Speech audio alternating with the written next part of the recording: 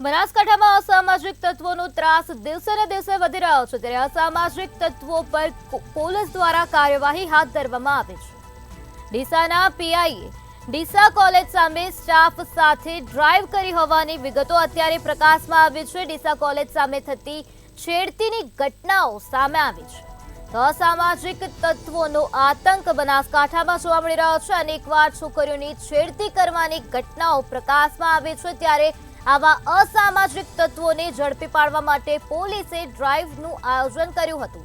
પોલીસે ડ્રાઈવ કરી હોવાની વિગતો અત્યારે સામે આવી છે, ત્યારે ડ્રાઈવ દરમિયાન અસામાજિક તત્વોને ઝડપી પાડવા માટે કાર્યવાહી હાથ ધરવામાં આવી છે અને વધુ તપાસ હાથ ધરવાઈ